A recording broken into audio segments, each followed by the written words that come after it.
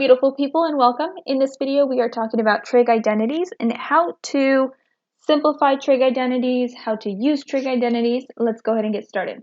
So the very first one, you already know, if you have me as your teacher, you already know the quotient identities. We just didn't call it that yet. So quotient identity is quotient meaning division. So it's an identity using division. One of those identities is tangent of theta. We know tangent of theta is sine over cosine. Now this part here just means that cosine of theta cannot equal 0 because then you'd have a 0 in the denominator, and we all know the world explodes when there's a 0 in the denominator. That can't happen. So 0 cannot be equal to cosine of theta. Another one of the quotient identities is the reciprocal of tangent. We know the reciprocal means that you flip the fraction. So if we have the reciprocal of tangent being cotangent, that means our original fraction of sine over cosine gets flipped as cosine over sine. And now sine of theta can't equal to 0 because sine of theta is in the denominator. So those are your quotient identities. Next, we have your reciprocal identities. Again, we already know what those are. These are the ones that you know already, like cosecant is 1 over sine, secant is 1 over cosine, cotangent is 1 over tangent. We've done that already. Again, the denominator cannot equal to 0. These ones here, you haven't really seen, but you should know them. And it's literally the same thing, just kind of flipped, because, it's the reciprocal. So if we have sine of theta being the reciprocal of cosine, if we put 1 over cosine, then it's sine, because cosine, I said cosine, this is cosecant. If we have sine of theta equal to 1 over cosecant, cosecant is the reciprocal of sine, therefore it is sine of theta, that is 1 over cosecant. Same thing with cosine and tangent. If you put 1 over the reciprocal value of cosecant, secant, and tangent, it equals the original. Again, the denominator cannot be equal to 0. Now these three here down below, these are the new ones that we're going to introduce to you. These are called the Pythagorean identities. Now the Pythagorean identities come from the Pythagorean theorem. The easiest one we have is cosine squared of theta plus sine squared of theta is equal to 1. Now you can, rewrite these in many different ways. For example, you can rewrite this as cosine squared of theta is equal to 1 minus sine squared of theta. You can rewrite it as sine squared of theta is equal to 1 minus cosine squared of theta. So you can rearrange these equations, but these are the three starting ones, three basic ones.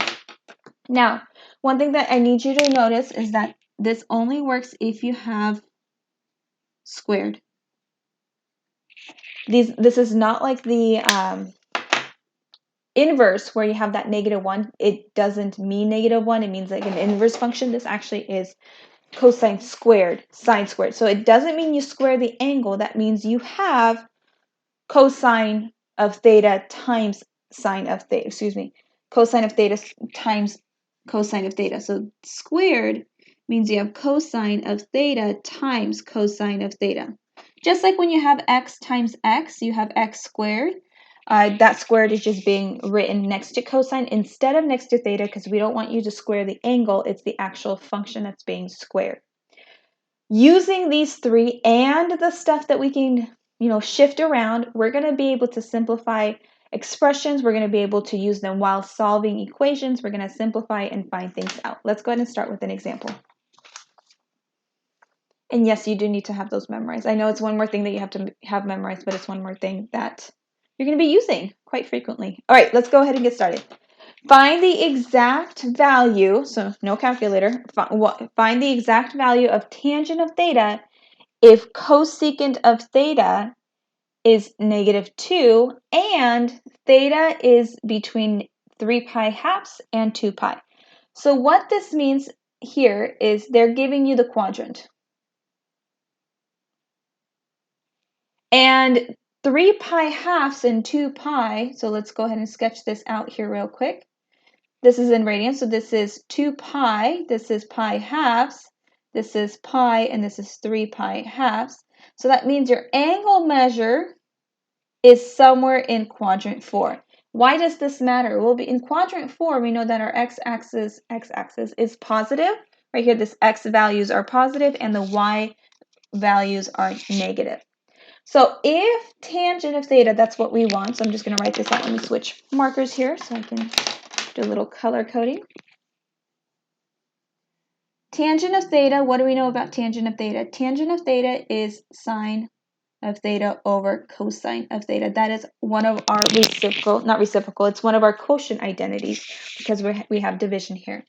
What do we know about what's given to us? Cosecant is equal to -2. Well, what do we know about cosecant? Cosecant is the reciprocal of sine. So cosecant is -2, so that means sine, if we put a 1 underneath here of theta, that's 1 over -2.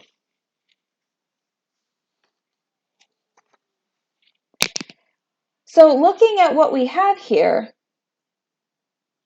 we're trying to figure out what else do we know. Unfortunately here, we can't really take that information and figure what tangent is because we need to know what cosine is. So use what you have, use what you know to determine what you need. So this is what I have so far. Well, what do I know? Let's go back to our identities. We use the quotient identity to translate what tangent is. We also use the reciprocal identity to translate what cosecant is. We found out what sine of theta is. So let's see if the Pythagorean identities help us. And I see one with sine and cosine, and that's the one we want to use because in order to get tangent, I need to know what cosine of theta is. So I'm going to use the Pythagorean identity of cosine squared of theta plus sine squared of theta, and that's equal to 1. Now I can rearrange that and say cosine squared of theta plus sine squared of theta. Oops, let's not do that. Let's subtract sine of theta both sides. So I have cosine squared of theta is equal to 1 minus sine squared of theta. Well, what do we know sine of theta is? Sine of theta is -1/2. I'm going to square that. So then cosine squared of theta is equal to 1 minus, this is 1/2 squared, so this is 1/4. I'm going to subtract, so I have cosine squared of theta, that's equal to 3/4.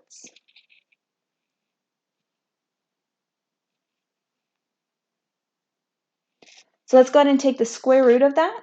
Let's see if I have my calculator here. Taking the square root, I'm taking square root of both, top and bottom. Slightly running out of room because I have my next example here. That's okay, I have root 3 over 2. How I figured that out is I took the square root of 3 and I also took the square root of 4. Again, we're talking about measurements and angles, so this ratio is going to be positive because we can't have a side length that's negative in our ratio. So now we know what cosine is. Since we know what cosine is, let's go back here. Sine is -1/2. Cosine is root 3 over 2. So since we know that, we can simplify by multiplying by the reciprocal. I apologize for this being a tight fit. I didn't expect this question to be this lengthy. So I have -1 over root 3. I'm going to rationalize the denominator. So I have -root 3 over 3. Now, this right here matters because it tells you whether or not your answer is going to be like positive, negative. So we want this in quadrant 4. That means cosine, which is first in the alphabet, then goes sine. We got to make sure sine is negative. That's correct. Cosine, that's also correct. So therefore, tangent is in fact equal to root 3 over 3. Now, you could have potentially used a different Pythagorean identity. You could have used cotangent. We could have used cotangent if we wanted to, because we know cosecant. Cosecant was given to us. We could have used that. I decided to use this one. You can use whichever one gives you the right answer. Let's go ahead and move on to example number 2. Now, example number 2 is going to have 3 parts to it, just 3 different examples. So, it's asking us to simplify the expression. So step number 1, when simplifying the expression, you want to convert your values, whatever they give you, into sine and cosine. So rewrite it.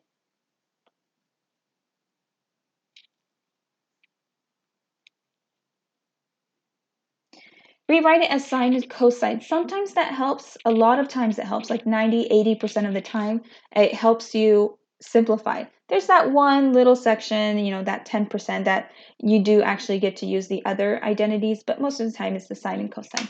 All right, cosine squared minus sine squared.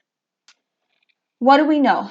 Well, we know that cosine squared can be rewritten as 1 minus sine squared of theta. How do we know that?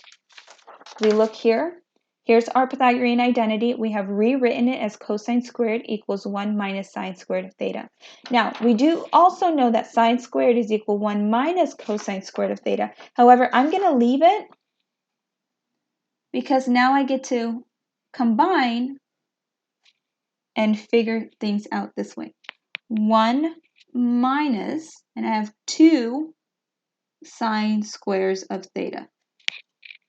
Now, how do I know when you're done, when you can't simplify anymore, or when you have everything in terms of like sine and cosine and there's no other identities? For example, here, there's nothing else that I can simplify this with because I have 2 sine squares. If I had 1 sine squared, then I would have cosine squared. And again, typically you want things in terms of either cosine or you want things in terms of sine. You want things in terms of one trig function, a single trig function. So stop when you have simplified to one trig function. So if you only have sine, you'd stop. If you only have cosine, you stop. If you only have tangent, you stop. You want one of them. For question number 2, it's asking us sine of theta times cosine of theta divided by tangent. Again, step number 1 is rewriting this in terms of sine cosine. So I have sine of theta times cosine of theta divided by sine of theta over cosine of theta. Now this is division, right? So I have sine times cosine divided by sine over cosine. So I'm going to multiply it by the reciprocal. And I'm going to group these into a bubble so we know which is what. So I have sine of theta times cosine of theta times the reciprocal of this fraction, which is cosine of theta over sine of theta. So now because we have multiplication and we have division, I get to cross out my sine of theta. And so what do I have? I have cosine theta times cosine of theta. So I'm left with cosine of theta times cosine of theta. Same thing as saying x times x, which would be x squared. In this case, it would be cosine squared of theta. And we want to stop when we have one trig value or one trig function. And in this case, it is our cosine. All right, let's go ahead and move on to the next one. Step number 1 is to rewrite things in terms of sine and cosine. Now this one here, 1 plus secant of theta, that one's giving me a little bit of a hiccup here because I remember seeing secant equal to tangent squared of theta plus 1. Sometimes you can rewrite it here. However, I have a 1 plus secant, but if I was to rewrite this, that 1 would become a minus. I would subtract 1 to get secant squared minus 1, but I need a plus 1, so that won't work. So I'm going to just rewrite this in terms of sine and cosine. Secant is the reciprocal of cosine of theta. Sine we're not touching because it's already in sine. 1 plus secant, which is, what is that? 1 over cosine of theta. Simplifying a little bit further, I'm going to condense this. I have sine squared of theta over cosine of theta. Here, this one, I'm going to change 1 into cosine of theta over cosine of theta. Why am I going to do that? Because I want to combine the fractions. Plus 1 over cosine of theta. So what do I have? I have cosine theta plus 1 over cosine of theta.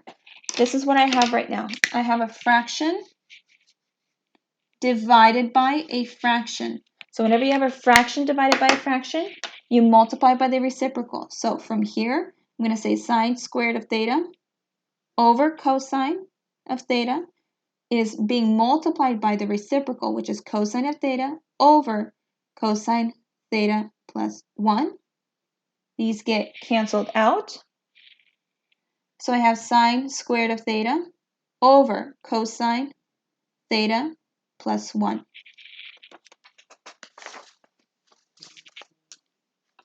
Now here is where things get a little bit messy. So let's see what we have. Sine squared of theta is, looking at our cheat sheet here on our identities, sine squared of theta is equal to 1 minus cosine. So 1 minus cosine squared of theta, 1, and I have cosine squared plus 1. Now, these are two different things. I have a minus here, I have a plus here. Yes, you have cosine, but this cosine is cosine times cosine. It's not the same thing, and it's all attached to that minus. Same thing here, that's all attached to the plus. This is what I wanted to show you. This is kind of like a trick. This right here brings you back to like semester 1 and factoring and patterns. This here is like saying 1 minus x squared.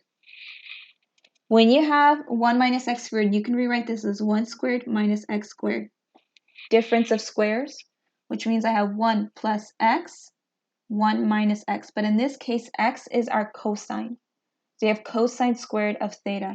So what I can simplify, or I can factor this as 1 minus cosine of theta and 1 plus cosine of theta.